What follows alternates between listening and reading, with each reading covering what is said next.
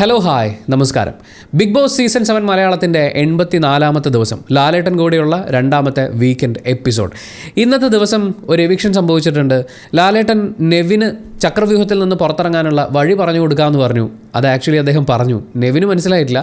അക്ബറിനൊരു idea കിട്ടിയിട്ടുണ്ട്. പിന്നെ ഇക്കച്ചിയുടെ നെഞ്ചിൽ പതിച്ചത് പാലാണോ ഉൽക്കയാണോ എന്ന് പറയുന്ന വലിയ ചർച്ച, നാസയെ വരെ ചർച്ച ചെയ്യിപ്പിക്കേണ്ട ഒരു സിറ്റുവേഷനിലേക്ക് എത്തിയിട്ടുണ്ടെന്നാണ് നമ്മൾ ഈ ചർച്ചകളൊക്കെ കാണുമ്പോൾ മനസ്സിലാക്കുന്നത്. എന്തായാലും ഇന്നത്തെ ദിവസത്തെ ഏറ്റവും സുന്ദരമായ കാഴ്ച എന്ന് പറയണോ, അതോ സങ്കടം തോന്നിയ ഒരു കാഴ്ച എന്ന് പറയണോ, എങ്ങനെ പറയണമെന്നറിയില്ല. ആര്യൻ രക്ഷപ്പെട്ടു ഗൈസ്. സാധാരണ എവിക്റ്റായി പോകുന്ന ഓരോ ആളെക്കുറിച്ചും പറയാറുള്ളത് അവർ എവിക്റ്റായി, ഔട്ടായി എന്നൊക്കെയാണ്. പക്ഷേ ഇപ്പോൾ എനിക്ക് പറയാൻ തോന്നുന്നത് ആര്യൻ രക്ഷപ്പെട്ടു എന്നാണ്. ഇനി രക്ഷപ്പെടാൻ 2-3 ആത്മാക്കളും കൂടി ആ ബിഗ് ബോസ് ഹൗസിൽ മിച്ചമുണ്ട്. അവരൊന്ന് രക്ഷപ്പെട്ട് കഴിഞ്ഞാൽ ഇപ്പോൾ നമ്മൾ കണ്ടുകൊണ്ടിരിക്കുന്ന പല സ്നേഹപ്രകടനങ്ങളുടെയും ആ ഒരു ബന്ധനങ്ങളുണ്ടല്ലോ, അതൊക്കെ അങ്ങോട്ടും ഇങ്ങോട്ടും തവിട് പൊടിയായിട്ട് കുറേ പരിപാടികൾ നമ്മൾ കാണാൻ ബാക്കിയുണ്ട്. ലെറ്റ്സ് ടോക്ക് അബൌട്ട് ആര്യനെ നമ്മൾ കുറച്ച് നാളും കൂടി കഴിഞ്ഞിട്ട് എപ്പോഴെങ്കിലും ബിഗ് ബോസിൽ ഉണ്ടായിരുന്ന ആര്യൻ എന്ന് പറയുമ്പോൾ എന്ത് ഇമേജ് ആയിരിക്കും മനസ്സിലേക്ക് വരിക? എൻ്റെ മനസ്സിലേക്ക് വരിക വളരെ സ്മാർട്ടായിട്ട് ഗെയിം കളിച്ചിട്ടുള്ള, വളരെയധികം ഹാർഡ് വർക്കിംഗ് ആയിട്ടുള്ള, ജെന്യുവിൻ ആയിട്ടുള്ള ഹ്യൂമൻ ബീയിങ് എന്നുള്ള രീതിയിലാണ് ആര്യനെ ഞാൻ ഓർത്തെടുക്കുക. ആര്യൻ്റെ ഭാഗത്തുനിന്ന് തെറ്റുകുറ്റങ്ങൾ ഉണ്ടായിട്ടില്ലേ എന്ന് ചോദിക്കുമ്പോൾ ഓഫ് കോഴ്സ് ഉണ്ട്. ശൈത്യയുടെ പേഴ്സണൽ സ്റ്റോറി അവർ പറയുന്ന സമയത്ത് ചിരിച്ചുകൊണ്ടിരുന്ന ആര്യനെ നമ്മൾ കണ്ടു. അതിനുശേഷമാണ് അയാൾക്ക് അങ്ങനെ ഒരു മെൻ്റൽ സിറ്റുവേഷൻ ഉണ്ട് എന്ന് നമ്മൾ മനസ്സിലാക്കുന്നത്, ഒരു കണ്ടീഷൻ ഉണ്ട് എന്ന് നമ്മൾ മനസ്സിലാക്കുന്നത്. അതിനുശേഷം റെനയോട് ബിഹേവ് ചെയ്തത് റെനയ്ക്ക് അൺകംഫർട്ടബിളായി ഫീൽ ചെയ്തു എന്ന് അവർ ചൂണ്ടിക്കാണിച്ചപ്പോൾ അയാൾ അതിനോട് ആദ്യം ബിഹേവ് ചെയ്തൊരു രീതി ഉണ്ടായിരുന്നു. പക്ഷേ ഈ രണ്ടിടങ്ങളിൽ മാത്രമല്ല, ഞാൻ ചെയ്യുന്ന തെറ്റുകളൊക്കെ എനിക്ക് കിട്ടുന്ന കിരീടമാണ് എന്ന് വിചാരിക്കുന്ന കുറേ വിവരം കെട്ടവരുടെ നടുക്ക് ജീവിക്കുന്ന Aryan, big boss house season 7 മലയാളത്തിൻ്റെ കാര്യമാണ് പറയുന്നത്. അവിടെ ജീവിക്കുന്ന ആര്യൻ തനിക്ക് സംഭവിച്ചിട്ടുള്ള ഓരോ തെറ്റുകൾക്കും മാപ്പ് പറയണം എന്ന് പുറത്തുനിന്ന് ആൾക്കാർ സ്റ്റഡി ക്ലാസ് എടുത്തു കൊടുക്കാതെ ഒരവസരം ഉണ്ടാകുമ്പോൾ ശൈത്യയോടൊക്കെ അയാൾ മാപ്പ് പറയുന്നത് അയാളുടെ ഉള്ളിൽ നിന്ന് വന്ന തിരിച്ചറിവുകളുടെ ഭാഗമായിട്ടാണ്. അങ്ങനെ അപ്പോളജൈസ് ചെയ്യാൻ മനസ്സ് കാണിച്ചിട്ടുള്ള, തിരുത്താൻ മനസ്സ് കാണിച്ചിട്ടുള്ള, നമ്മൾ ബിഗ് ബോസ് ഹൗസിൻ്റെ തുടക്കം എടുത്ത് നോക്കുമ്പോൾ ആര്യൻ അത്ര ഒരു ഫേവറേറ്റ് കണ്ടസ്റ്റൻറ്റ് എന്നുള്ള നിലയിലൊന്നും ആയിരുന്നില്ല. വളരെ ഇമ്മച്വറായിട്ട്, ബിന്നി പറഞ്ഞതുപോലെ വളരെ ഇമ്മച്വറായിട്ട് ബിഹേവ് ചെയ്തുകൊണ്ടിരുന്ന ഇവൻ എന്ത് കാണിക്കുന്നത്, എന്താ ഇയാൾ ഇങ്ങനെ എന്നൊക്കെ നമ്മളെ കൊണ്ട് തോന്നിപ്പിച്ച പല ഇൻസിഡൻസും ഉണ്ടായിട്ടുണ്ട്. പക്ഷേ അയാൾക്കൊരു ഷിഫ്റ്റ് ഉണ്ടായിട്ടുണ്ട്, അയാൾക്കൊരു പോസിറ്റീവ് ചേഞ്ച് ഉണ്ടായിട്ടുണ്ട്. സൗഹൃദങ്ങളിലാണെങ്കിലും കാര്യങ്ങളെ എങ്ങനെ ഡീൽ ചെയ്യുന്നു, ഒരു പ്രഷറുള്ളൊരു സിറ്റുവേഷൻ അയാൾ എങ്ങനെ ഡീൽ ചെയ്യുന്നു, ഇങ്ങനെയുള്ള പല കാര്യങ്ങളിലും അയാളിൽ വളരെ പോസിറ്റീവായിട്ടുള്ളൊരു ചേഞ്ച് നമുക്ക് കാണാൻ പറ്റും. അങ്ങനെ നോക്കുമ്പോൾ ഇത്രയധികം സ്ട്രെസ്സ് കൊടുക്കുന്ന എന്ന് വെച്ചാൽ ബിഗ് ബോസ് സീസൺ 7 മലയാളത്തിൽ നമ്മുടെ ആര്യൻ ഔട്ടായി പോകുന്നു എന്നുള്ള കാര്യം ഓർക്കുമ്പോൾ സത്യം പറഞ്ഞാൽ സങ്കടം ഒന്നും തോന്നുന്നില്ല, സന്തോഷമേ ഉള്ളൂ. കാരണം കണ്ടസ്റ്റൻസിൻ്റെ ക്വാളിറ്റി ഉണ്ട്. ഞാൻ വീണ്ടും പറയുന്നു, കണ്ടസ്റ്റൻസിൻ്റെ ക്വാളിറ്റി ഉണ്ട്. ക്വാളിറ്റിയുള്ള കണ്ടസ്റ്റൻസിന് വിൻ ചെയ്യാൻ പറ്റുന്ന ഒരു സീസൺ അല്ല ഇത്. ബിഗ് ബോസ് സീസൺ 7 മലയാളത്തിൽ ഈ ആര്യൻ ഔട്ടായി പോകുന്നത് ലാലേട്ടന് പോലും ഞെട്ടലായിരുന്നു എന്നുള്ളത് നമുക്ക് അദ്ദേഹത്തിൻ്റെ എക്സ്പ്രഷനിൽ നിന്ന് മനസ്സിലാക്കാൻ പറ്റും. പ്രേക്ഷകർ ഞെട്ടി, നമ്മളും ഇത് കാണുമ്പോൾ ഞെട്ടുകയാണ്. അങ്ങനെയുള്ള ഒരാൾ ഔട്ടായി പോകുക എന്ന് പറയുമ്പോൾ ഒരു ക്വാളിറ്റിയുള്ള കണ്ടസ്റ്റൻറ്റിന് നിന്ന് മത്സരിച്ച് ജയിക്കാൻ പറ്റുന്ന ഒരു സ്പേസ് അല്ല. അങ്ങനെ ഒരു സ്ഥലത്ത് നിന്ന് ഇത്രയും മെൻ്റൽ സ്ട്രെസ്സൊക്കെ അനുഭവിച്ച് അയാൾ അങ്ങനെ ജീവിക്കേണ്ട കാര്യമൊന്നുമില്ല. പുറത്ത് നമ്മൾ അദ്ദേഹത്തിൻ്റെ അമ്മ, ചേട്ടനൊക്കെ ആ ഒരു ബിഗ് ബോസ് ഹൗസിൽ വന്നതിന് ശേഷമുള്ള കാര്യങ്ങൾ കണ്ടിട്ടുള്ളതാണ്. സോഷ്യൽ മീഡിയയിൽ അയാളുടെ സുഹൃത്തുക്കളൊക്കെ ആണെങ്കിലും അയാൾക്ക് വേണ്ടി സംസാരിക്കുന്നത് നമ്മൾ കാണുന്നു. വളരെയധികം സ്നേഹം കൊണ്ട് മൂടാൻ കാത്തിരിക്കുന്ന ബന്ധുക്കളും സുഹൃത്തുക്കളും ഒക്കെയുള്ളൊരു ലോകത്ത് വളരെ ഹാപ്പിയായിട്ട്, ആരും തന്നെ തമാശയായിട്ട് പറയുന്ന പോലെ അദ്ദേഹം ചപ്പാത്തി കണ്ടിട്ട് കുറേ ദിവസങ്ങളായ സിറ്റുവേഷൻസ് ഉണ്ടായിരുന്നു. നല്ല ചപ്പാത്തിയൊക്കെ കഴിച്ച്, നല്ല ആഹാരം കഴിച്ച്, മെൻ്റലി വളരെ ഹാപ്പി ആയിട്ട്, അയാൾക്കൊരു മെൻ്റൽ കണ്ടീഷൻ ഉണ്ടെന്ന് അയാൾ തുറന്നു പറഞ്ഞിട്ടുള്ളതാണ്.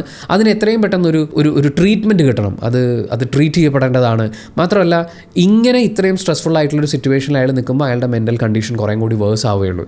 അങ്ങനെ എല്ലാം വെച്ച് നോക്കുമ്പോൾ അയാൾ പുറത്ത് വളരെ നന്നായിട്ട് ഹാപ്പിയായിട്ട് ജീവിക്കട്ടെ. അയാൾ അവിടുന്ന് രക്ഷപ്പെടുകയാണ് ചെയ്തത് എന്ന് തന്നെ പറയാനാണ് ആഗ്രഹിക്കുന്നത്. അങ്ങനെ മാറാൻ തയ്യാറാവുന്ന മനുഷ്യരാവുക എന്നുള്ളത് വളരെ പ്രധാനമാണ്. നിങ്ങൾ ലാലേട്ടൻ എക്സ്പ്രസ് ചെയ്ത രീതി ആലോചിച്ച് നോക്കൂ. അവിടുന്ന് ഇതിനു മുമ്പും ആളുകൾ ഔട്ടായിട്ടുണ്ട്, ഇനിയും ആളുകൾ പുറത്തേക്ക് വരാനുണ്ട്. അവിടെയൊക്കെയും ലാലേട്ടൻ എല്ലാവരോടും അങ്ങോട്ട് സ്നേഹം വാരി കൊടുത്ത് അവരെ യാത്രയാക്കിയിട്ടില്ല. എല്ലാവർക്കും ബഹുമാനം കൊടുത്തുകൊണ്ട് വളരെ നല്ല രീതിയിലാണ് അദ്ദേഹം ഡീൽ ചെയ്തിട്ടുള്ളത്. പക്ഷേ ആര്യനോട് അദ്ദേഹം കാണിച്ചിട്ടുള്ള ഒരു സ്നേഹം, പുറത്തേക്ക് ഇറങ്ങി വന്ന് ഹഗ് ചെയ്തിട്ട് അദ്ദേഹം ആദ്യം പറയുന്നത് വെൽ പ്ലേഡ് മാൻ എന്നാണ്. ആ പറച്ചിലുള്ള സത്യസന്ധതയുടെ ഭാരം എന്ന് പറയുന്നത് നമുക്ക് എടുത്തു വെക്കാൻ പറ്റില്ല. അത്രയും ആത്മാർത്ഥമായിട്ട് അദ്ദേഹം പറയുന്നു, വളരെ നന്നായി കളിച്ചു. എന്നിട്ട് ആര്യൻ്റെ മുഖത്തേക്ക് നോക്കി അദ്ദേഹം ചോദിക്കുന്നുണ്ട്, എന്ത് പറ്റി? ഞാൻ പറയുകയാണെങ്കിൽ അദ്ദേഹം ആ എന്ത് പറ്റിയെന്ന് ചോദിക്കുന്ന അത്രയും പോർഷൻ കട്ട് ചെയ്ത് നിങ്ങൾ മൊബൈൽ ഫോണിൽ ഒരു വീഡിയോ ക്ലിപ്പായിട്ട് സൂക്ഷിക്കണം. ജീവിതത്തിൽ എപ്പോഴെങ്കിലും നമ്മളെ കേൾക്കാനും നമുക്ക് പറയാനും ആരുമില്ലാന്ന് തോന്നുമ്പോൾ അതെടുത്ത് വെച്ച് പ്ലേ ചെയ്യണം. ജെനുവിനായി നമ്മളെ കേൾക്കാൻ ഒരാളുണ്ട്, നമ്മളെ കെയർ ചെയ്യുന്ന ഒരാളുണ്ടെന്ന് പറയുന്ന ഒരു ഫീൽ അദ്ദേഹത്തിൻ്റെ സംസാരത്തിലുണ്ടായിരുന്നു. അദ്ദേഹത്തിന് അറിയാം ആർക്കാണ് നമ്മൾ സ്നേഹം യഥാർത്ഥത്തിൽ കൊടുക്കേണ്ടത്, ആരെയാണ് നമ്മൾ ഏറ്റവും കരുതലോടുകൂടി ഡീൽ ചെയ്യേണ്ടത്. ആരെന്ന് പറയുന്നൊരു പ്ലെയർ അദ്ദേഹം തുടക്കത്തിലുണ്ടായിരുന്നതിൽ നിന്ന് ഷിഫ്റ്റ് ചെയ്ത് ഒരു നല്ല ഹ്യൂമൻ ബീയിങ് ആയി അവിടുന്ന് പുറത്തേക്ക് ഇറങ്ങുന്ന സമയത്ത് അയാളത് അർഹിക്കുന്നുണ്ട്. ലാലേട്ടൻ അത് മനസ്സിലാവുന്നുണ്ട്. നമ്മളൊപ്പം സിനിമയുടെ ക്ലൈമാക്സിൽ മീനാക്ഷിയോടൊക്കെ ലാലേട്ടൻ പറയുന്നത് കേട്ടില്ലേ, ജീവിതം ഇങ്ങനെയൊക്കെയാണ് എന്ന് പറയുന്ന ആ ഡയലോഗ് മോഡുലേഷനും ആ സീനും അത് അതുപോലെ കാണുന്ന പോലെ ഉണ്ടായിരുന്നു. എല്ലാവർക്കും ഇഷ്ടമുള്ള ആളാണ്. പേര് പറഞ്ഞപ്പോൾ, അതായത് എവിക്റ്റ് ആവുന്നത് ആര്യനാണെന്ന് അറിഞ്ഞപ്പോൾ പ്രേക്ഷകരൊക്കെ ഞെട്ടി. നല്ലൊരു എൻ്റർടൈനർ ആയിരുന്നു, എല്ലാ ഗെയിമും നന്നായി കളിച്ചു, all the best, U played it brilliantly എന്ന് പറഞ്ഞിട്ടാണ് ലാലേട്ടൻ ആര്യനെ യാത്രയാക്കുന്നത്. അതിൽ പരം ഒരു ബിഗ് ബോസ് അവാർഡ് ആര്യന് ഇനി കിട്ടാനുണ്ടോ എന്നെനിക്കറിയില്ല. അത്രയും ഗംഭീരമായിട്ട് എന്താ പറയുക, സിംഹം ഇറങ്ങി പോകുന്നത് പോലെ ബിഗ് ബോസ് ഹൗസിൽ നിന്ന് ഇറങ്ങിപ്പോരാനുള്ളൊരു അവസരം ലാലേട്ടൻ ആര്യന് ഒരുക്കി കൊടുത്തു എന്ന് പറഞ്ഞു കഴിഞ്ഞാൽ, ആര്യൻ ഇത് എല്ലാ കാലവും സൂക്ഷിച്ചു വെക്കാം, മോഹൻലാലാടോ എന്നോട് ഇങ്ങനെ പറഞ്ഞത് എന്ന് പറഞ്ഞിട്ട് അത്രയും ഗംഭീരമായിട്ടുള്ളൊരു തിരിച്ചുപോക്ക്. ആൻഡ് നമ്മളും വിഷ് ചെയ്യുന്നത് അത് തന്നെയാണ്, ലാലേട്ടൻ പറഞ്ഞ പോലെ ഓൾ ദി ബെസ്റ്റ്. ഇനി അങ്ങോട്ടുള്ള കരിയറിലും ജീവിതത്തിലും നല്ലതൊക്കെ നിങ്ങളെ തേടി എത്തട്ടെ എന്നുള്ള എല്ലാവിധ ആശംസകളും നേരുകയാണ്. ആൻഡ് ഇന്നത്തെ ദിവസം ബിഗ് ബോസ് ഹൗസിൽ സംഭവിച്ചിട്ടുള്ള കാര്യങ്ങൾ എണ്ണിപ്പെറുക്കി നമ്മൾ പറയുമ്പോൾ തലേ ദിവസം സംഭവിച്ചൊരു കാര്യം ഉണ്ടായിരുന്നു.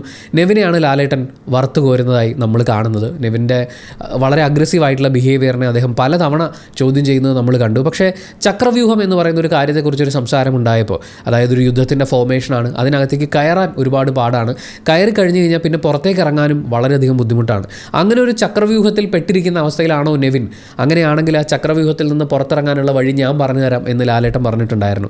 ആ ചക്രവ്യൂഹത്തിൽ നിന്ന് പുറത്തിറങ്ങാനുള്ള വഴി ലാലേട്ടൻ പറഞ്ഞു കൊടുത്തിട്ടുണ്ട്. പക്ഷേ പറഞ്ഞു കൊടുത്ത രീതി എല്ലാ തവണയും ബിഗ് ബോസിൻ്റെ വീക്കെൻഡ് എപ്പിസോഡ്സിൽ അദ്ദേഹം പറയുന്നത് പോലെ വളരെ ട്രിക്കി ആയിട്ടാണ്.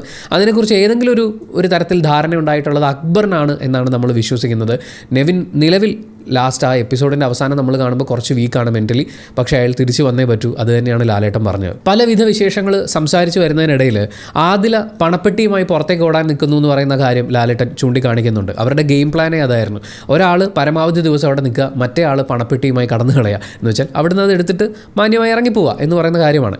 പക്ഷേ അതൊരു നല്ല പ്ലാനല്ല. ഈ വോട്ട് ചെയ്ത് ആളുകളൊക്കെ നിങ്ങളെ സപ്പോർട്ട് ചെയ്ത് നിൽക്കുന്നത് നിങ്ങൾ മാക്സിമം ഗെയിം അവിടെ കളിക്കുന്നത് കാണാൻ വേണ്ടിയിട്ടാണ്. പക്ഷേ എത്രയും പെട്ടെന്ന് രക്ഷപ്പെടുക, കുറച്ച് പൈസ എന്ന് പറയുന്ന ഒരു സാധനം മാത്രം വെച്ചിട്ടുള്ളൊരു ഡിസ്കഷനാണ്. അങ്ങനെ പുറത്തേക്ക് ഇറങ്ങാൻ വേണ്ടി പ്ലാൻ ചെയ്യുക, പ്രത്യേകിച്ച് നിങ്ങളെ രണ്ടുപേരെയും സെപ്പറേറ്റ് പ്ലേയേഴ്സ് ആക്കി മാറ്റിയെന്ന് ബിഗ് ബോസ് പറഞ്ഞതിന് ശേഷവും ഗ്രൂപ്പായി പ്ലാൻ ചെയ്ത് അങ്ങനെ കളിക്കുക എന്ന് പറയുന്നത് അതൊരു അഡ്വാൻറ്റേജ് എടുക്കലാണ്. അതിന് ലാലേട്ടൻ ചോദ്യം ചെയ്യുന്നുണ്ട്. ആദിലയുടെ ക്രിഞ്ചൽ നമ്മൾ കണ്ട് തകരുന്നുണ്ട്. ഒന്ന് പോയ ലാലേട്ട എന്നൊക്കെ പറയുമ്പോൾ എനിക്ക് സഹിക്കാൻ പറ്റില്ല. ലാലേട്ടൻ അതെങ്ങനെ സഹിച്ചു എന്നാണ് ഞാൻ ആലോചിച്ചത്. അങ്ങനെ ഒരുപാട് ക്രിഞ്ചലൊക്കെ ഇട്ട് ആദില അവിടെ കൊഞ്ചലിട്ട് മെഴുകുകയായിരുന്നു എന്നാണ് പറയാൻ തോന്നുന്നത്. അതൊക്കെ പറഞ്ഞതിന് ശേഷം ലാലേട്ടൻ നെവിനോട് ചോദിക്കുന്നുണ്ട്, നെവിൻ അങ്ങനെ ഇറങ്ങാനുള്ളൊരു പ്ലാൻ ഉണ്ടായിരുന്നോ? നെവിന് പണപ്പെട്ടിയുമായി ഇറങ്ങാൻ പറ്റില്ല, ആ കാര്യം ഞാൻ ബ്ലോക്ക് ചെയ്യുന്നു എന്നാണ് ലാലേട്ടൻ പറയുന്നത്. അതിനെക്കുറിച്ച് ജയിലിൽ വെച്ച് അവർക്കിടയിൽ ഒരു സംസാരം ഉണ്ടാകുന്നുണ്ട്, അക്ബറിനും നെവിനും ഇടയിൽ. നെവിൻ ചോദിക്കുന്നുണ്ട്, എന്നാലും ബിഗ് ബോസ് എന്തായിരിക്കും എന്നോട് അങ്ങനെ ഒരു കാര്യം പറഞ്ഞത്, പണപ്പെട്ടി എടുത്ത് പോകാൻ പാടില്ല എന്ന്. അപ്പോൾ അക്ബറാണ് പറയുന്നത്, നിൻ്റെ മുമ്പിൽ ഇനി ഓരോ ഓപ്ഷനേ ഉള്ളൂ, ഫൈനൽ 5 എത്തുക എന്നുള്ളത്. അതാണ് ലാലേട്ടൻ പറഞ്ഞ ചക്രവ്യൂഹത്തിൽ നിന്ന് പുറത്തിറങ്ങാനുള്ള വഴി. ഇപ്പോൾ ചുറ്റും നിൽക്കുന്ന ആളുകളൊക്കെ കൂടി നിന്നെ ഒരു സിറ്റുവേഷനിൽ കൊണ്ടെത്തിച്ചിരിക്കുകയാണ്. ഓഫ് കോഴ്സ് നിൻ്റെ എടുത്തുചാട്ടവും കയ്യിലിരിപ്പൊക്കെ ഉണ്ട്. പക്ഷേ അപ്പോൾ പോലും ഇവിടുന്ന് പുറത്തിറങ്ങാൻ നിൻ്റെ മുന്നിലുള്ള വഴി നിൻ്റെ ആ എൻ്റർടൈനർ ഫാക്ടർ പുറത്തെടുക്കുക എന്നുള്ളതാണ്. എവിക്ഷന് തൊട്ട് മുമ്പ് ആര്യനോടും നെവിനോടും സംസാരിക്കുന്ന സമയത്തും ലാലേട്ടൻ പറയുന്നത് വളരെ അഗ്രസീവായി, ഇങ്ങനെയൊന്നും അല്ലാതെയും ഈ ഗെയിം കളിക്കാം, നിങ്ങൾക്ക് ഒരുപാട് എൻ്റർടൈൻ ചെയ്തുകൊണ്ടും ഈ ഗെയിം കളിക്കാം, ഇത് തലച്ചോറ് ഉപയോഗിച്ച് കളിക്കേണ്ട കളിയാണ് എന്ന് എല്ലാ തവണയും പറയുന്ന പോലെ ലാലേട്ടൻ വീണ്ടും പറയുന്നുണ്ട്. അത് നെവിനോടുള്ള പറച്ചിലാണ്, മോനെ നീ ഇവിടുന്ന് ഇപ്പോൾ ചാടി പോകരുത്, നീ ഇവിടെ നിൽക്ക്, നിൻ്റെ യഥാർത്ഥ ആ ഒരു എൻ്റർടൈനർ പരിപാടിയൊക്കെ എടുക്കുക, എന്നിട്ട് കളിക്ക് എന്നാണ് ലാലേട്ടൻ ഈ ചക്രവ്യൂഹത്തിൽ നിന്ന് പുറത്തിറങ്ങാൻ നെവിന് കൊടുക്കുന്ന ഐഡിയ. പക്ഷേ നെവിനെ ഒന്ന് മനസ്സിലാക്കിയിരുന്നെങ്കിൽ എന്ന് തോന്നിയിട്ടുണ്ടായിരുന്നു. ആര്യൻ എവിക്റ്റായി പോകുന്നതിന് തൊട്ട് മുമ്പ് പറഞ്ഞതുപോലെ ഈ ബിഗ് ബോസ് ഹൗസിലെ എൻ്റർടൈൻമെൻറ്റ് പവർ ഹൗസ് എന്ന് നമുക്ക് പറയാവുന്ന, നിസ്സംശയം പറയാവുന്ന ഒരാൾ അത് നെവിൻ തന്നെയാണ്. അപ്പോൾ നെവിൻ അയാളുടെ സ്വാഭാവിക ഗെയിമിലേക്ക് തിരിച്ചു വരട്ടെ എന്ന് ആശംസിക്കുകയാണ്. മറ്റൊരു പ്രധാനപ്പെട്ട കാര്യം ഈ എപ്പിസോഡിൽ സംഭവിച്ചത്, ഷാനവാസ്ക്ക് തിരിച്ചു വന്നു മക്കളെ. എന്തായാലും നെഞ്ചിന് നേരെ വന്ന ആ കാര്യം, ഒരു ഉൽക്കയൊക്കെ പതിച്ച് അദ്ദേഹം ആശുപത്രിയിലേക്ക് പോയിട്ട് പിന്നീട് തിരിച്ചു വരുന്നതായിട്ടാണ് അദ്ദേഹത്തിൻ്റെ എക്സ്പ്രഷനിലും ഒക്കെ. അതായത് കൺഫെഷൻ റൂമിൽ ഷാനവാസ് എന്ന് വിളിക്കുമ്പോഴേക്കും പുള്ളി മീശയൊക്കെ പിരിച്ച് റെഡി ആവുന്നുണ്ട്, തിരിച്ച് ക്യാരക്ടറിലേക്ക് വരാൻ വേണ്ടിയിട്ടാണ്. അങ്ങനെ ക്യാരക്ടറിലേക്ക് വന്നിട്ട് ബിഗ് ബോസിൻ്റെ ഈ സൗണ്ട് കേൾക്കുമ്പോൾ തന്നെ എനിക്ക് എനർജി തോന്നുന്നു എന്ന് അദ്ദേഹം കൂടെ പറയാറുള്ളതാണ്. വീണ്ടും ബിഗ് ബോസിനൊന്ന് പൊക്കുന്നു. അതിനുശേഷം ബിഗ് ബോസ് ഹൗസിലേക്ക് തിരിച്ചു വരുന്നു. രജനീകാന്തായി പോയിട്ട് ഷാറൂഖ് ഖാനായി തിരിച്ചെത്തി എന്ന് പറയുന്ന ഒരു എക്സ്പ്രഷനിലൊക്കെ ആയിരുന്നു അദ്ദേഹത്തിൻ്റെ പ്രകടനങ്ങളൊക്കെ ഉണ്ടായിരുന്നത്. കൂടുതൽ ശക്തമായി കൂടുതൽ ശബ്ദമെടുത്ത് സംസാരിക്കാനുള്ള ശ്രമവും ഷാനവാസ് കെയിൽ നിന്ന് കണ്ടു. എൻ്റെ പൊന്നു മനുഷ്യ, നിങ്ങൾ റെസ്റ്റ് എടുക്കുക എന്ന് നമുക്ക് പറയാൻ തോന്നും. പക്ഷേ പറഞ്ഞിട്ട് കാര്യമില്ല, പുള്ളി അങ്ങനെ കളിക്കുള്ളൂ, പുള്ളിക്ക് അങ്ങനെ കളിക്കാൻ അറിയുള്ളൂ. അത്രയും അഗ്രസീവായിട്ടുള്ളൊരു ബിഹേവിയറൊക്കെ നല്ലതാണ്. അത് കണ്ടിട്ടാണ് അദ്ദേഹത്തിന് ഇത്രയധികം ആരാധക വൃന്ദം ഉണ്ടാവുന്നത് എന്നുള്ളത് നമുക്കറിയാമല്ലോ. അദ്ദേഹത്തിൻ്റെ പിന്നീടുള്ള എക്സ്പ്രഷൻ, ലാലേട്ടൻ ഓരോന്ന് പറയുമ്പോൾ അല്ലെങ്കിൽ അദ്ദേഹത്തെ ചൂണ്ടിക്കാട്ടി അക്ബറും നെവിനും ഒക്കെ ഓരോന്ന് പറയുമ്പോഴും ഇങ്ങനെ മുഖമൊക്കെ ചരിച്ചിട്ട് എന്നൊക്കെ പറഞ്ഞിട്ട് ചിരി മൂക്കൊക്കെ ഇങ്ങനെ വിടർന്നിട്ട് അങ്ങനത്തെ ഒരു ഭയങ്കരമായിട്ടുള്ള ഒരു നായകത്വം കാണിക്കുന്നുണ്ടായിരുന്നു. പക്ഷേ നമുക്കത് കാണുമ്പോൾ സത്യത്തിൽ കോമഡി ആയിട്ടാണ് ഫീൽ ചെയ്തത്. പുള്ളി ഇപ്പോഴും വീണ്ടും, അതായത് ഒരു സീരിയൽ അവസാനിച്ചു, അതിൻ്റെ 365 എപ്പിസോഡ് കഴിഞ്ഞു, അടുത്തൊരു സീരിയൽ ആരംഭിച്ചു. ഇവിടെ ഞാൻ കുറച്ചും കൂടി ടെററായിട്ടുള്ളൊരു വില്ലനാവണം എന്ന് വിചാരിച്ചിട്ടാണ് അദ്ദേഹത്തിൻ്റെ തിരിച്ചുവരവ് ഉണ്ടായിട്ടുള്ളത്. ആ എക്സ്പ്രഷൻ സാധനങ്ങളൊക്കെ പിടിച്ചിട്ട് എൻ്റെ പൊന്നുക നിങ്ങൾ ചിരിപ്പിക്കല്ലേ എന്ന് പറയാൻ തോന്നുന്നൊരു അവസ്ഥയിലൊക്കെ ആയിരുന്നു. അതിനുശേഷം രാത്രി ഈ ലാലേട്ടനൊക്കെ യാത്ര പറഞ്ഞു പോയതിന് ശേഷമുള്ള ഒരു ഡിസ്കഷനാണ് ഇവിടുത്തെ ഹൈലൈറ്റ് എന്ന് പറയുന്നത്. ഷാനവാസ് പറയുന്നത് അദ്ദേഹത്തിൻ്റെ നെഞ്ചിന് നേരെ പാഞ്ഞു വന്ന തീയുണ്ടകളെക്കുറിച്ചാണ്. ആദ്യം പാലിൻ്റെ പെട്ടി വന്നു, മസാലയുടെ പെട്ടി വന്നു, വേറെയും പലതരം പെട്ടികൾ വന്ന് അദ്ദേഹത്തിൻ്റെ നെഞ്ചിൽ ആഞ്ഞിടിക്കുകയും അതിനെ തുടർന്നുണ്ടായ നെഞ്ചുവേദനയെ തുടർന്നാണ് അദ്ദേഹം കുഴഞ്ഞു വീഴുകയും ആശുപത്രിയിലേക്ക് പോകേണ്ടിയും വന്നത് എന്നുള്ള രീതിയിൽ അദ്ദേഹം അത് ഊട്ടി ഉറപ്പിക്കാൻ ശ്രമിക്കുകയാണ്. പക്ഷേ കഷ്ടകാലത്തിന് ആ സമയത്ത് ഈ വീഡിയോ ക്ലിപ്പ് നേരിട്ട് കണ്ട സാബുമാൻ അവിടെ ഇരിപ്പുണ്ടായിരുന്നു. ബാക്കി 3 പേർക്ക് സത്യവുമായി യാതൊരു ബന്ധവുമില്ലല്ലോ. പക്ഷേ സാബുമാന് സത്യവുമായി കുറച്ച് ബന്ധമുള്ളതുകൊണ്ട് സാബുമാൻ പറഞ്ഞു, ഇല്ലിക്ക ഞാൻ കണ്ടിട്ടുണ്ടായിരുന്നു, ഒരു ഫെദർ ടച്ച് പോലെ കുറച്ച് പാല് മാത്രമേ എറിഞ്ഞിട്ടുണ്ടായിരുന്നുള്ളൂ എന്നുള്ള കാര്യം പറയാണ്. അപ്പോൾ ഷാനവാസ്ക ഞെട്ടി, അത് പോരല്ലോ, എനിക്കുണ്ടായ നെഞ്ചുവേദനയ്ക്ക് എൻ്റെ നെഞ്ചിലൊരു ഉൽക്കയെങ്കിലും വന്ന് വീഴേണ്ടതായിരുന്നല്ലോ എന്നുള്ള രീതിയിൽ. അല്ല അത് മാത്രമല്ല, അങ്ങനെ കുറച്ച് പാല് വീണാൽ മാത്രം ഞാൻ വീണു പോവോ എന്നൊക്കെ അദ്ദേഹം സംശയത്തോടു കൂടി പറയുന്നുണ്ട്. അപ്പോൾ ആദിലെ നൂറമാരും അനുമോളും ചേർന്ന് അത് അങ്ങനെയല്ല, അദ്ദേഹം വീണില്ലേ, അങ്ങനെ പാല് വീണാൽ ഒരാൾ ഷിവർ ചെയ്ത് വീണ് പോവോ എന്ന് പറഞ്ഞ് ഇക്കയുടെ ഈഗോയെ തൊട്ടുണർത്തുന്നുണ്ട്. അങ്ങനെ തൊട്ടുണരുന്ന അദ്ദേഹത്തിൻ്റെ ഈഗോയും പൊക്കി പിടിച്ച് അദ്ദേഹം വീണ്ടും വാദിക്കുന്നത് അദ്ദേഹത്തിൻ്റെ നെഞ്ചിലേക്ക് കാര്യമായി എന്തോ വന്ന് വീണു. എനിക്ക് തോന്നുന്നത് നമ്മൾ ഈ ഹോളിവുഡ് സിനിമയിലൊക്കെ കാണുന്നത് പോലെ അത് ശരിക്കും പാലായിരുന്നിരിക്കില്ല, അത് നാനോ ടെക്നോളജി ഉപയോഗിച്ച് ഡെവലപ്പ് ചെയ്തിട്ടുള്ള ആറ്റം ബോംബുകളുടെ കഷ്ണങ്ങളായിരുന്നിരിക്കും. അത് എന്തോ വന്ന് അദ്ദേഹത്തിൻ്റെ നെഞ്ചിൽ സ്പർശിക്കും, അതിനെ തുടർന്നായിരിക്കും അദ്ദേഹം വേദനിച്ച് വീണിട്ടുണ്ടാവുക. എന്തോ പറ്റി തിരിച്ചു വന്നു കഴിഞ്ഞ് അവർ 3 പേരും വളരെ ആത്മാർത്ഥമായിട്ട് അപ്പോളജൈസ് ചെയ്ത് കഴിഞ്ഞു. അതിൽ അക്ബർ പറയുന്നുണ്ട്, എനിക്ക് ഒന്നുകൂടി മൂപ്പരോട് സോറി പറയണം, പക്ഷേ നോമിനേഷൻ കഴിഞ്ഞിട്ട് സോറി പറയാം, അതിനു മുമ്പ് സോറി പറഞ്ഞു കഴിഞ്ഞാൽ നോമിനേഷനിൽ വരാതിരിക്കാൻ വേണ്ടി നാടകം കളിച്ചു എന്ന് അങ്ങേര് പറയുന്നു. അക്ബറിൻ്റെ ബ്രില്യൻസിന് നമ്മൾ ഒരു 10 പവൻ സ്വർണ്ണമാല ഇട്ട് കൊടുക്കണം. അമ്മ അതിൻ്റെ ബ്രില്യൻസ് ആണ്. കാരണം പുള്ളി അത് പറയും. പുള്ളി തിരിച്ചു വന്ന് കയറി ആദ്യം ചോദിക്കുന്നത് ലാലേട്ടൻ അവരെ പൊരിച്ചോ എന്നുള്ളതാണ്. എന്നാൽ ഈ അനിയത്തി കുട്ടിയോള് എന്ന് പറയുന്ന ആൾക്കാർ അദ്ദേഹത്തോട് ചോദിക്കണം, ഇക്ക ശരിക്കും എന്താ പറ്റുക, ഡോക്ടർ എന്താ പറഞ്ഞത്, നിങ്ങൾ ശരിക്കും ഓക്കെ ആണോ, നിങ്ങൾ റെസ്റ്റ് എടുക്കുക. അതായത് രാത്രി ലാലേട്ടനൊക്കെ പോയതിന് ശേഷമുള്ള ഒരു നൈറ്റ് ഡിസ്കഷനാണ്. നിങ്ങൾ നേരത്തെ കിടന്നുറങ്ങുക, നിങ്ങളുടെ ഹെൽത്ത് നേരെ ആവാനുള്ള കാര്യങ്ങൾ നിങ്ങൾ നോക്ക്, നിങ്ങൾക്കെതിരെ എന്തെങ്കിലും അസ്ത്രങ്ങൾ പാഞ്ഞു വരികയാണെങ്കിൽ, ആരെങ്കിലും നിങ്ങൾക്ക് പണി തരാൻ നോക്കുകയാണെങ്കിൽ ഞങ്ങൾ നോക്കിക്കോളാം എന്നൊക്കെ പറയുന്നതിന് പകരം ലാലേട്ടൻ പൊരിച്ച് ഭയങ്കര പൊരിയായിരുന്നു, ഫസ്റ്റ് ഡേ എന്നാ പൊരിയായിരുന്നു എന്നൊക്കെ പറഞ്ഞ് അതിലിരുന്ന് കഥ പറഞ്ഞു കൊടുക്കുകയാണ്. എനിക്കത് കേട്ടപ്പോൾ തോന്നിയത് അനുമോളെ പണ്ട് പൊരിച്ചതുപോലെ എന്ന് പറയുകയോ, അല്ലെങ്കിൽ നിങ്ങളന്ന് പൊരിച്ചില്ലേ എന്ന് പറയുന്ന പോലെയോ, അല്ലെങ്കിൽ ഞങ്ങളന്ന് പൊരിച്ചില്ലേ എന്ന് പറയുന്ന പോലെ ഒന്നുമല്ല. അവരെ പൊരിച്ച് ഭയങ്കരം തന്നെ, അടിപൊളി, സൂപ്പർ. കാലങ്ങളായി കാത്തുവെച്ച ഒരു പ്രതികാരത്തിൻ്റെ ഒരു നടമാടൽ നമുക്ക് ആദിലയുടെ മുഖത്ത് കാണാൻ പറ്റും. ശരിക്കും അത് കണ്ടുകൊണ്ടിരുന്നപ്പോൾ എനിക്ക് കുതിരോട്ടം പപ്പ് മറ്റേ ഇപ്പം ശരിയാക്കി തരാമെന്നൊക്കെ പറയുന്ന പോലെ, അല്ലെങ്കിൽ ഒരു അറ്റാ തള്ളായിരുന്നു എന്ന് പറയുന്ന പോലെ അങ്ങനെ ഇരുന്ന് തള്ളുകയാണ്. നമ്മൾ എഞ്ചിന് തവിട് പൊടി എന്ന് പറഞ്ഞ് നിൽക്കുന്ന ഇക്ക അപ്പുറത്തെ സൈഡിൽ. എന്തായാലും അവരെ പൊരിച്ചു എന്ന് പറയുമ്പോൾ ഇദ്ദേഹത്തിൻ്റെ മനസ്സിൽ വളരെയധികം സന്തോഷം ഇങ്ങനെ മൊട്ടിടുകയാണ്. പക്ഷെ അപ്പോഴും ഇത് സമ്മതിച്ചു കൊടുക്കാൻ പറ്റില്ലല്ലോ. പാലും വെള്ളം വീണിട്ട് ബോധം കിട്ടുപോയി എന്നൊക്കെ പറഞ്ഞാൽ ഇക്കയുടെ ഫാൻസ് എങ്ങനെ സഹിക്കും? അപ്പം നെഞ്ചിൽ വീണത് മിനിമം 2 ഗ്രനേഡെങ്കിലും ആക്കണം. അങ്ങനെ പാൽത്തുള്ളികളെ ഗ്രനേഡ് ആക്കുന്ന സംസാരം അവർക്കിടയിൽ പുരോഗമിക്കുകയാണ്. സാബുമാൻ്റെ ഒരു ദീർഘവീക്ഷണം നമ്മൾ ഇതിൽ കാണേണ്ടതാണ്. കാരണം ഈ കോൺവെർസേഷൻ ഉണ്ടാവുന്നതിന് മുമ്പ് ജയിലിൽ കിടക്കുന്ന അക്ബറിനോടും നെവിനോടും സാബുമാൻ പോയി പറഞ്ഞു, അങ്ങേരിത് പേഴ്സണലായി എടുത്തിട്ടുണ്ടെന്നാണ് തോന്നുന്നത്, അങ്ങേര് നിങ്ങൾക്കെതിരെ ആക്രമണം, നിങ്ങളെല്ലാവരും നിങ്ങളെ ടാർഗറ്റ് ചെയ്യാണ് എന്ന് പറയുന്ന കാര്യമൊക്കെ അവിടെ പറഞ്ഞു കൊടുക്കുന്നുണ്ട്. അതിനുശേഷമുള്ള അക്ബറും നെവിനും തമ്മിലുള്ള കോൺവെർസേഷൻ കേട്ടപ്പോൾ സത്യം പറഞ്ഞാൽ എനിക്ക് തോന്നി അക്ബറിനെ പോലൊരു ഫ്രണ്ടിനെ നമുക്കൊക്കെ കിട്ടുകയായിരുന്നെങ്കിൽ എന്ത് രസമായിരുന്നു എന്ന്. കാരണം ഒരു മനുഷ്യൻ വളരെയധികം വീക്കായിട്ട് തളർന്ന് കിടക്കുകയാണ്. ഞാനിനി എന്ത് ചെയ്യും, എന്താ ഇവിടെ സംഭവിച്ചത് എന്നൊന്നും മനസ്സിലാക്കാൻ പറ്റാതെ നെവിൻ കൺഫ്യൂസ്ഡ് ആയിട്ടിരിക്കുകയാണ്.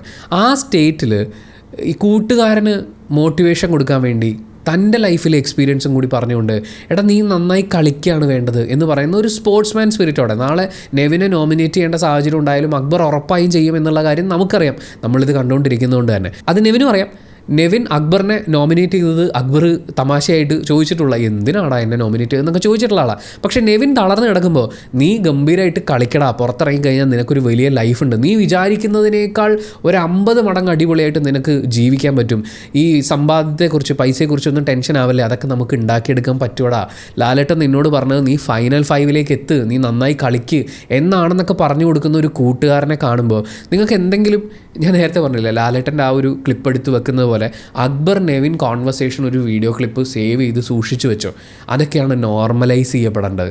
സൗഹൃദങ്ങളാണ്. ഒരാൾ തളർന്നു കിടക്കുമ്പോൾ അയാൾക്ക് കൊടുക്കാവുന്ന സ്നേഹവും ഈ പറയുന്ന ഒരു ഇൻസ്പയറിംഗ് മൊമെൻറ്റ്സും 3-4 വട്ടം ഞാൻ എൻ്റെ വീടിൻ്റെ ജപ്തിയെ നേരിട്ട് എന്നിട്ട് ഞാൻ ഇവിടെ എത്തിയില്ലേ എന്ന് പറഞ്ഞ് കൂട്ടുകാരന് കരുത്ത് കൊടുക്കാനാണ് അക്ബർ നോക്കുന്നത്. വേണമെങ്കിൽ അക്ബറിന് ആ സമയത്ത് ഒരു 3-4 ഡയലോഗും കൂടി കൊടുത്ത് നെവിനെ വീക്കാക്കായിരുന്നു. അതല്ലെങ്കിൽ ഷാനവാസിനും ആദില നൂറ അനുമോൾമാർക്കെതിരെയുള്ള ഒരു ദേഷ്യം ആളി കത്തിക്കാൻ വേണ്ടിയിട്ടുള്ള മരുന്നിട്ട് കൊടുക്കാമായിരുന്നു. അയാൾ ഇതൊന്നുമല്ല ചെയ്തത്. നെവിനും ഇതൊന്നുമല്ല സംസാരിച്ചത്. അവരുടെ ഫ്യൂച്ചറിനെ കുറിച്ചാണ്. ലാലേട്ടൻ പറയുന്ന പോലെ അവനവൻ ജയിക്കേണ്ട കാര്യത്തെക്കുറിച്ചാണ് അവർ സംസാരിക്കുന്നതും ചിന്തിക്കുന്നതും. ക്യാപ്റ്റൻസിയെക്കുറിച്ച് സംസാരിച്ചുകൊണ്ടാണ് ഈ എപ്പിസോഡ് ആരംഭിച്ചത്. ആ ക്യാപ്റ്റൻസി വളരെ മോശമായിരുന്നു എന്ന് നമ്മളെല്ലാവരും എക്സ്പെക്റ്റ് ചെയ്തതുപോലെ എല്ലാവരും തള്ളി പറഞ്ഞിട്ടുണ്ടായിരുന്നു. അതിൽ അനീഷ് പറഞ്ഞ കാരണങ്ങളൊക്കെ കേട്ടപ്പോൾ തലേ ദിവസം ലാലേട്ടൻ പറഞ്ഞ ഓരോ കാര്യങ്ങൾ ഇയാൾ നോട്ട് എഴുതി പഠിച്ചിട്ടാണോ പ്രസൻറ്റ് ചെയ്യുന്നതെന്ന് തോന്നി. കഴിഞ്ഞ ദിവസത്തെ ലാലേട്ടൻ പറഞ്ഞിട്ടുള്ള ഓരോ കാര്യങ്ങളും എണ്ണിപ്പെറുക്കി പറഞ്ഞ് അനീഷ് ഈ ക്യാപ്റ്റൻസിയെ കുറ്റം പറയുന്നുണ്ട്. ഷാനവാസ്ക പറയുന്ന കാര്യം, ഇവർ ക്യാപ്റ്റൻസി ഏറ്റെടുത്ത മുതൽ ഞങ്ങൾക്ക് എങ്ങനെ പണി തരാം എന്നാണ് ആലോചിച്ചുകൊണ്ടിരുന്നത് എന്നുള്ളതാണ്. ഷാനവാസ്കയ്ക്ക് ആകെയുള്ളൊരു സ്ട്രാറ്റജിയാണത്. എനിക്കെങ്ങനെ പണി തരാം എന്നാണ് അവൻ ആലോചിക്കുന്നത്.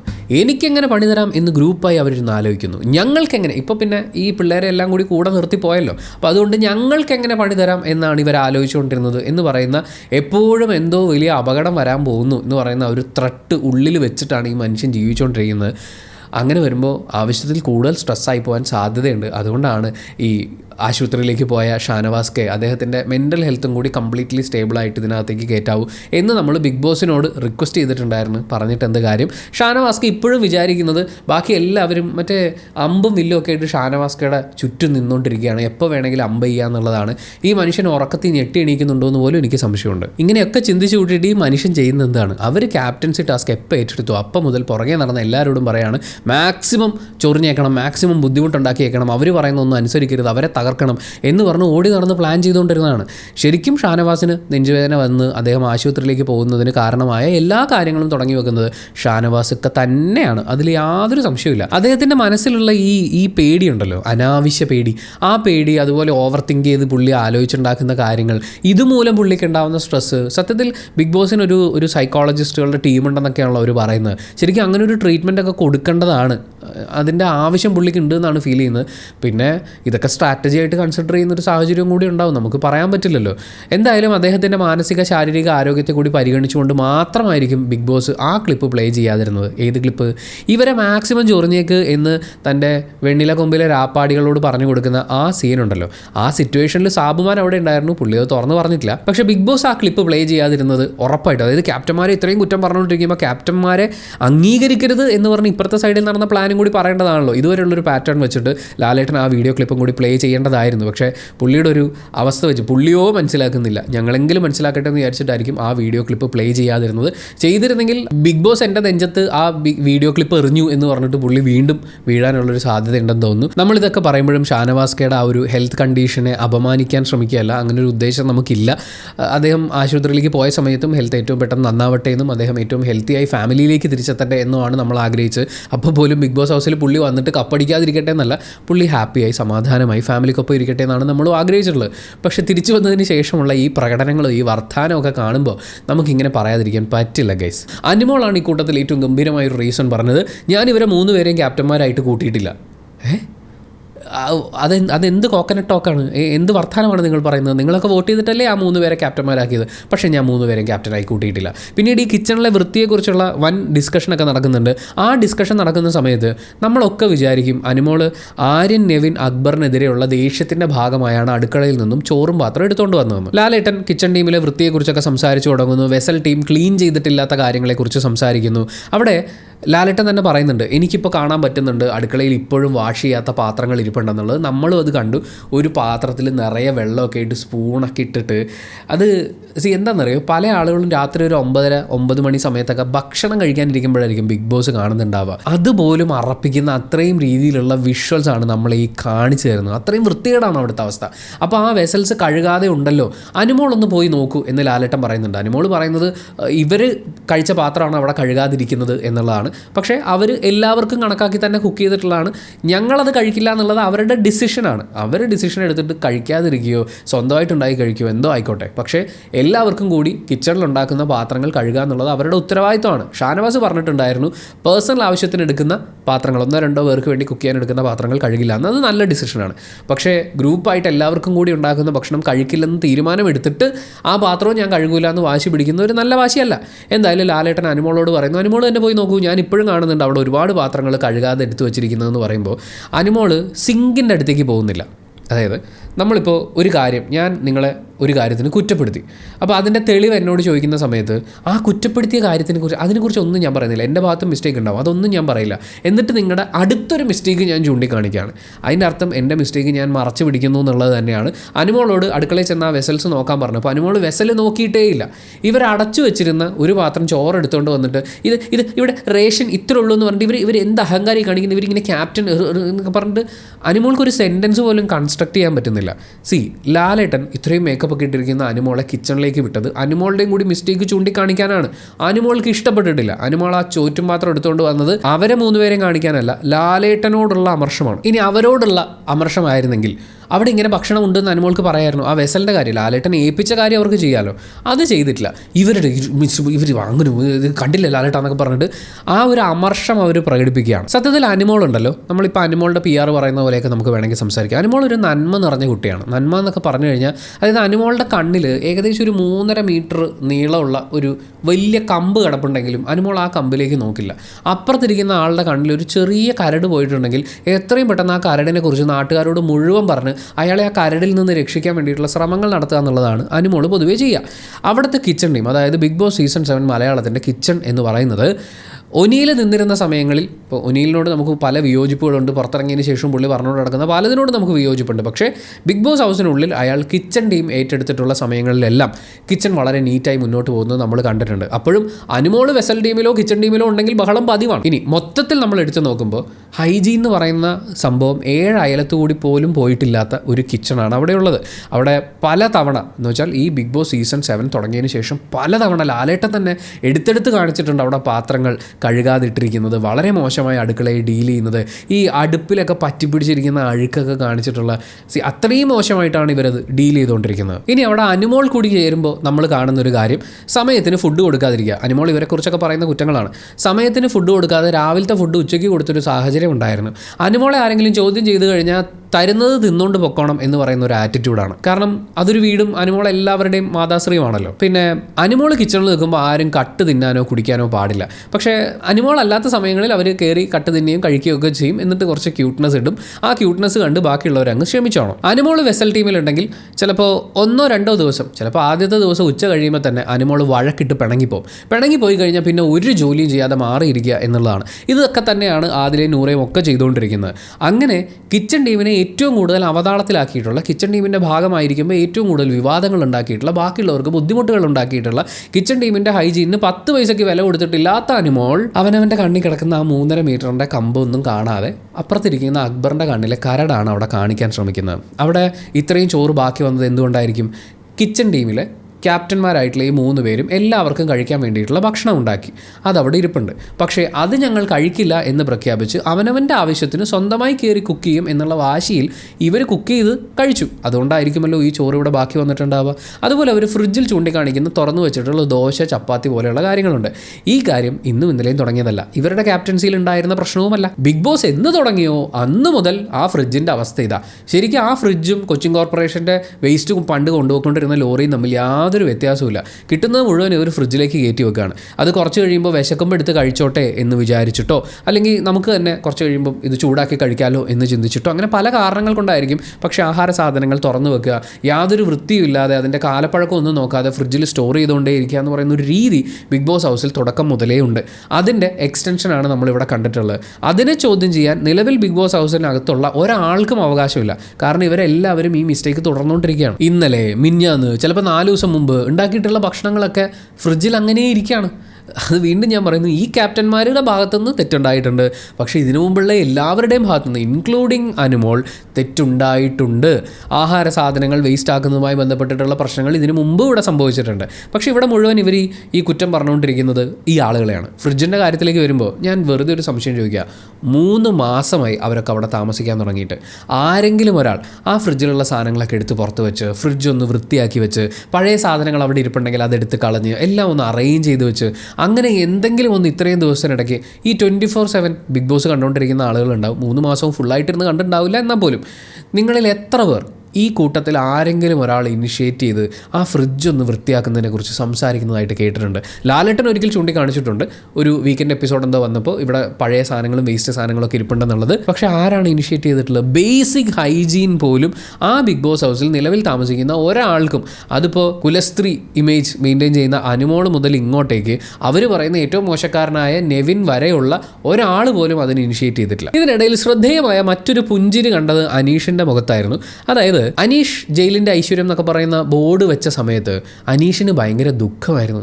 ഞാനാണോ ബിഗ് ബോസ് എന്നും ജയിലിൽ പോകേണ്ടത് എന്നൊക്കെ പറഞ്ഞ് അതിൻ്റെ മുമ്പിൽ നിന്ന് വ്യസനം മെഴുകിയ അനീഷ് ഇപ്പോൾ ലാലേട്ടൻ വിളിച്ചിട്ട് ഈ ആഴ്ച അനീഷ് ജയിലിൽ പോയില്ല എന്ന് പറയുമ്പോൾ ജയിലിൽ മിസ് ചെയ്യുന്നു ലാലേട്ട എന്ന് പറഞ്ഞൊരു പുഞ്ചിരി കൊടുക്കുന്നുണ്ട്.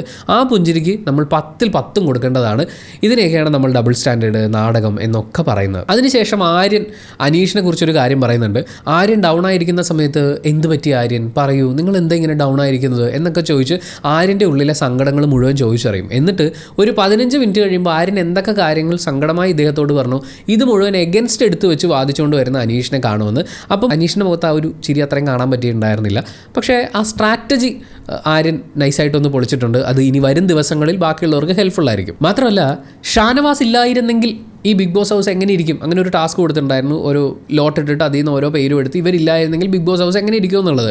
ആ സമയത്തുള്ള അനീഷിൻ്റെ ആ പെർഫോമൻസ് കണ്ടപ്പോൾ എന്ത് മനോഹരമായിരിക്കുന്നു അനീഷേട്ട എന്ന് പറയാൻ തോന്നിപ്പോയി. കാരണം ഷാനവാസ് ഈ വീട്ടിലൊരു വലിയേട്ടനെ പോലെയാണ്. ഷാനവാസ് ഈ വീട്ടിലില്ലായിരുന്നെങ്കിൽ കൂടുതൽ കുറ്റകരമായിട്ടുള്ള ഒരു അവസ്ഥയിലേക്ക്, കൂടുതൽ മോശമായ ഒരു അവസ്ഥയിലേക്ക് ഈ ബിഗ് ബോസ് ഹൗസ് പോയിരുന്നേനെ എന്നാണ് അനീഷ് പറയുന്നത്. അത് കേട്ട് കഴിഞ്ഞപ്പോൾ പുള്ളി വീണു, ആശുപത്രി പോയി. അതിൻ്റെ ഭാഗമായി പുള്ളിക്ക് കുറച്ച് സെൻറ്റിമെൻറ്റ്സ്, ഇമോഷൻസ് വന്നിട്ടുണ്ടാവും. പിന്നെ ആ സമയത്ത് ഒരു മനുഷ്യപ്പറ്റുള്ള മനുഷ്യൻ എന്നുള്ള നിലയ്ക്ക് അനീഷ് ഒപ്പം നിന്നു എന്നുള്ളതുകൊണ്ട് ലാലേട്ടൻ അഭിനന്ദിച്ചിട്ടുണ്ട്. അപ്പോൾ ഇപ്പോൾ ഷാനവാസിൻ്റെ ഒപ്പം നിൽക്കുന്നത് വളരെ നന്നായിരിക്കും എന്നുള്ള തിരിച്ചറിവിൻ്റെ പുറത്തായിരിക്കും അനീഷ് ഈ ഡയലോഗ് പറഞ്ഞിട്ടുണ്ടാവുമെന്നാണ് നമ്മൾ മനസ്സിലാക്കുന്നത്. അങ്ങനെ അല്ലെങ്കിൽ 1-2 ആഴ്ച മുമ്പ് അനീഷ് പറഞ്ഞത്, വിശ്വസിക്കാൻ കൊള്ളാത്തവൻ, ഞാൻ നീയുമായുള്ള എല്ലാ ബന്ധങ്ങളും വിച്ഛേദിക്കുന്നു എന്നൊക്കെ പറഞ്ഞ് ഷാനവാസിനെ ഏറ്റവും മോശമായിട്ടുള്ളൊരവസ്ഥയിലേക്ക്. ആക്ച്വലി ഷാനവാസ് ഈ ബോധം കെട്ട് വീണത് പാൽത്തുള്ളി തെറിച്ചിട്ടൊന്നുമല്ല.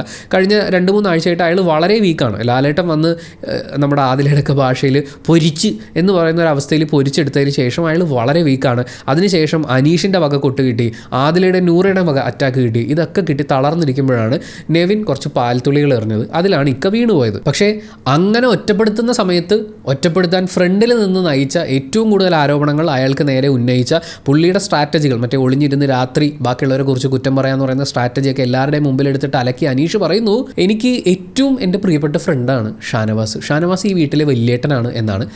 ആ ലാസ്റ്റ് പറഞ്ഞ പോയിന്റ് ശരിയാണ്. പുള്ളി കളിക്കുന്നത് ഒരു വലിയേട്ടൻ കളിയാണ്. പക്ഷേ അനീഷേട്ടാ, നിങ്ങൾ മുറ്റാണ്. ഷാനവാസ്ക ഒരു സ്ത്രീ കാർഡ് ഇറക്കുന്നതും നമ്മൾ കണ്ടു. നെവിനെ കുറ്റം പറയാനാണ് അദ്ദേഹം ആ അവസരം ഉപയോഗിച്ചിട്ടുള്ളത്. അനുമോൾ എന്ന സ്ത്രീയെ ടാർഗറ്റ് ചെയ്ത് അവർക്ക് ബുദ്ധിമുട്ടുണ്ടാക്കുന്നു എന്നുള്ളതാണ്.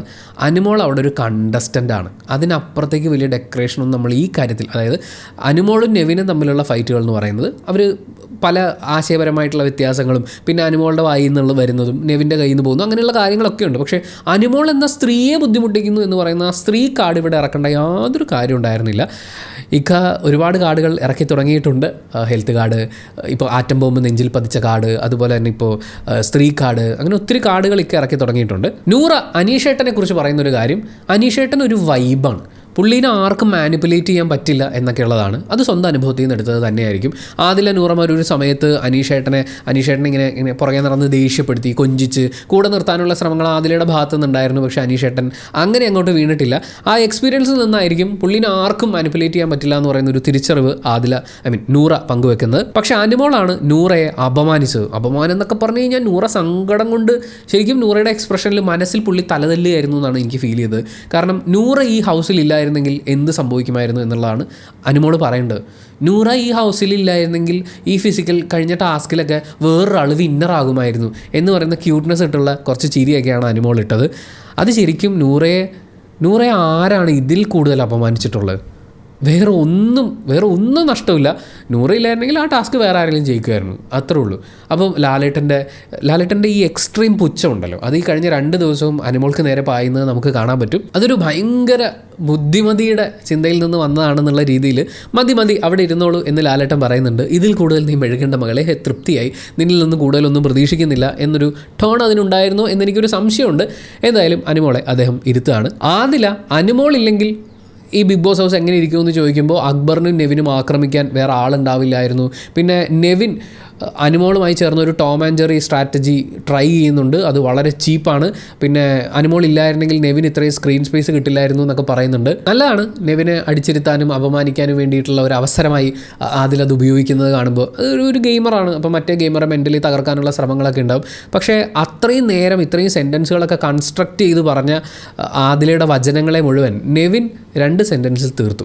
ആദില ഇല്ലായിരുന്നെങ്കിൽ ഈ ബിഗ് ബോസ് ഹൗസ് എങ്ങനെ ഇരിക്കും എന്നുള്ള ചോദ്യത്തിന് പറയുന്നത്, അനുമോൾ പറയുന്നത് അതുപോലെ ആവർത്തിച്ച് ഒരു എക്കോ പോലെ പറയുന്ന ഒരാൾ ഇവിടെ ഉണ്ടാവില്ലായിരുന്നു എന്ന് മാത്രമേ ഉള്ളൂ, അല്ലാതെ വേറെ മാറ്റങ്ങളൊന്നും സംഭവിക്കാനില്ല എന്നാണ്. അതായത് ഒരു ഫുട്ബോൾ ഗെയിമിൽ ഒരറ്റത്ത് നിന്ന് ബോൾ ഇങ്ങനെ കിട്ടി തട്ടിമുട്ടി ഗോൾ അടിച്ചില്ല എന്ന് പറഞ്ഞിരിക്കുമ്പോൾ അപ്പുറത്തെ സൈഡിലെ ഗോൾ കീപ്പർ ഒരൊറ്റ അടി അടിച്ചത് ഗോളാക്കുന്ന ആലോചിച്ച് നോക്കിയേ. ആ അവസ്ഥയിലായിരുന്നു ആദില. എവിക്റ്റ് ആവുന്നതിന് മുമ്പ് ആര്യനും അതുപോലെ നെവിനും കൂടി ചേർന്നിട്ട് അടുത്ത ആഴ്ചയിലെ ക്യാപ്റ്റനായി നൂറയെ തിരഞ്ഞെടുക്കുന്നുണ്ട്. നൂറ ക്യാപ്റ്റൻ ആയപ്പോഴേക്കും അതുവരെ ഉണ്ടായിരുന്ന ബാക്കി ഈ ബന്ധങ്ങളിൽ നിന്നൊക്കെ വിമുക്തമാവുകയാണോ എന്ന് നമുക്ക് തോന്നിപ്പോൾ അങ്ങനെ ചെയ്യുമോ ഇങ്ങനെ ചെയ്യുമോ എന്നൊക്കെയുള്ള ആദിലയുടെ ആ ഒരു ചോദ്യത്തിന് നൂറ കൊടുക്കുന്ന മറുപടി, ഞാൻ ആരെയും ബുദ്ധിമുട്ടിക്കാൻ ഉദ്ദേശിക്കുന്നില്ല എന്നുള്ളതാണ്. വളരെ നന്നായിട്ടാണ് നൂറ നെവിനോടും അക്ബറിനോടും ബിഹേവ് ചെയ്യുന്നത്. ജയിലിൽ കയറ്റി അടയ്ക്കുന്ന സമയത്ത് നിങ്ങൾക്ക് എന്തെങ്കിലും ടോയ്ലറ്റിൽ പോകണമെന്നുണ്ടെങ്കിൽ വിളിച്ചാൽ മതി, ഞാൻ തുറന്നു തരാം എന്നൊക്കെ വളരെ നന്നായി സംസാരിക്കുന്ന നൂറയെ നമ്മളവിടെ കാണുന്നുണ്ട്. പിന്നെ നൂറയെ സംബന്ധിച്ച് ഇനി ആരെയും വെറുപ്പിക്കേണ്ട കാര്യമൊന്നുമില്ല. ഫൈനൽ 5ലേക്ക് തൻ്റെ സീറ്റ് ഉറപ്പിച്ചിരിക്കുകയാണ്. മാത്രമല്ല ആദില പണപ്പെട്ടിയുമായി കടക്കാനുള്ള ആ പ്ലാൻ ഡിസ്കസ് ചെയ്തത് എന്തുകൊണ്ടായിരിക്കും ലാലേട്ടൻ ഇവിടെ പറഞ്ഞിട്ടുണ്ടാവുക എന്ന് ആലോചിച്ച് നോക്കിയേ. ഇപ്പോൾ ആദില നൂറമാർ അവരുടെ ഓൾറെഡി ഉണ്ടായിരുന്ന പ്ലാൻ, ഒരാൾ മാക്സിമം പോകാവുന്ന അത്രയും പോവുക, മറ്റേ ആൾ പണപ്പെട്ടിയുമായി കടക്കുക. ഇപ്പോൾ നൂറ ഫൈനൽ 5ലേക്ക് എത്തിയിട്ടുണ്ട്. ഇനി ഒരാഴ്ച കൂടിയാണ് എവിക്ഷന് വേണ്ടിയിട്ട് മിച്ചമുള്ളത്. ആ എവിക്ഷനോട് കൂടി ആദില പുറത്തായിട്ടില്ല എന്ന് വിചാരിക്കും. ആദില എവിക്റ്റ് ആയില്ല, ആദിലയും ഫൈനൽ 5ലേക്ക് എത്തിയെന്ന് നോക്കൂ. ആദിലയും നൂറയും ഫൈനൽ 5ൽ ഒരുമിച്ച് എത്തിക്കഴിഞ്ഞാൽ ഇവരുടെ 2 പേരുടെയും വോട്ട് സ്പ്ലിറ്റായി പോകും. അതായത് എന്തെങ്കിലുമൊക്കെ അത്ഭുതങ്ങൾ സംഭവിച്ച് ഷാനവാസുക്കയുടെയും അനുമോളുടെയും ഒക്കെ വോട്ട് ബാങ്ക് എന്ന് പറയുന്നത് അത്രയും പവർഫുൾ ആൻഡ് ഭയങ്കര വലുതാണ്.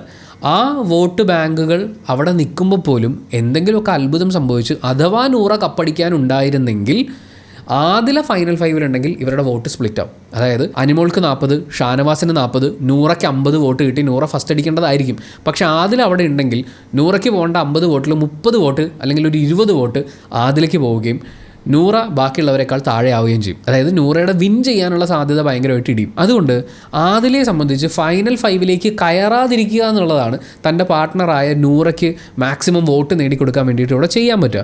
അവരുടെ പ്ലാനിലുള്ള മെയിൻ പരിപാടി അത് തന്നെയായിരിക്കും. അതുകൊണ്ടാണ് ഈ പണപ്പെട്ടി പരിപാടി ഉണ്ട് ആദിലയുടെ മനസ്സിൽ എന്നുള്ളത് പ്രേക്ഷകരും കൂടി മനസ്സിലാക്കിക്കോട്ടെ. ആ എപ്പിസോഡിൽ ഇവർ സംസാരിക്കുന്നത് ആരും കേട്ടിട്ടില്ലെങ്കിൽ എല്ലാവരും കേട്ടോട്ടെ എന്ന് വിചാരിച്ച് ലാലേട്ടൻ ചോദിച്ചിട്ടുണ്ടാവുക. ഇനിയിപ്പോൾ വരുന്ന ആഴ്ചയിലെ കാര്യം നമ്മൾ എടുത്തു നോക്കുകയാണെങ്കിൽ ആദിലയെ എന്തായാലും ആളുകൾ നോമിനേറ്റ് ചെയ്യും. അങ്ങനെ നോമിനേഷനിൽ വരുന്ന ആദിലയെ സംബന്ധിച്ച് ആദില നൂറമാരുടെ ഒരു വോട്ട് ബാങ്ക് ഉണ്ടല്ലോ, അതിനിപ്പോൾ നൂറയ്ക്ക് ആരും വോട്ട് ചെയ്യേണ്ട കാര്യമൊന്നുമില്ല. ഫൈനൽ 5ലേക്ക് വരുമ്പോഴാണ് ഇനി അതിൻ്റെയൊക്കെ കാര്യങ്ങളുള്ളത്. ഇപ്പോൾ അവരുടെ വോട്ട് ബാങ്ക് ഉറപ്പായും ആദിലയ്ക്കൊപ്പം നിൽക്കുകയും ആദില എവിക്റ്റ് ആവാതെ അടുത്ത ലെവലിലേക്ക്, അതായത് ഫൈനൽ 5 എത്താനുള്ള സാധ്യതയുണ്ട്. അപ്പോൾ ആദിലയുടെ മുമ്പിൽ നൂറയ്ക്ക് ബുദ്ധിമുട്ടുണ്ടാകാതെ എത്രയും പെട്ടെന്ന് എസ്കേപ്പ് ആവുക എന്ന് പറയുന്നതിന് ഏറ്റവും മികച്ച മാർഗ്ഗം പണപ്പെട്ടിയുമായി മാക്സിമം പൈസയുമായി അവിടുന്ന് മുങ്ങുക എന്നുള്ളതാണ്.